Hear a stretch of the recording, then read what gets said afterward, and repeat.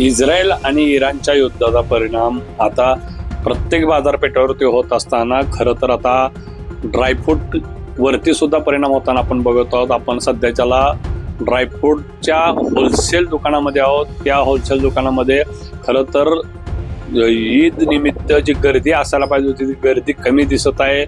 आपल्या साधारण परदेशातून येणारा जो काही खजूर होता, युद्धाच्या परिणाम खजुरावरचा झालेला आहे. युद्धाच्या परिस्थितीमध्ये खजूर असेल, तिकडे येणारा पूर्ण ड्रायफ्रूटचा जो काय माल असेल ह्याचे रेट वाढलेले दिसत आहेत. आपण पाहू शकतो की सध्या या दुकानामध्ये गर्दी जी असायला पाहिजे सणानिमित्त ती गर्दीच आपल्याला दिसत नाही. आपल्यासोबत दुकानाचे मालक आहेत.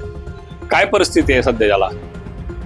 सध्या सर खूपच परिस्थिती अवघड आहे, कारण प्रत्येक वर्ष जो व्यवसाय असतो त्या पद्धतीने धंदा नाही आहे. कारण जे ड्रायफ्रूटचे रेट आहेत ते बऱ्याच प्रमाणात वाढलेले आहेत. काही खजूर असतील, खजूर ज्या पूर्ण UAE इम्पोर्ट होतात तर त्या 20-30 रुपयापासून 100 ते 150 रुपयापर्यंत वाढलेल्या आहेत. त्याच्यानंतर इराणी आयटम आहेत, इराणमधून बरेचसे खजूर येतात. त्याच्यानंतर ड्रायफ्रुट्स येतात, पिस्ता वगैरे येतो, तर ते पण रेट 200-300 रुपयांनी वाढलेले दिसत आहेत सर. त्याच्यामुळे जो कस्टमर आहे तो 1-1.5 किलो कस्टमर घेऊन जाणारा जो कस्टमर आहे तो पाव किलो, अर्धा किलो असं कमी क्वांटिटीमध्ये घेऊन जाताना दिसत आहे सर. काय जी मागणी काय आहे व्यापारी म्हणून?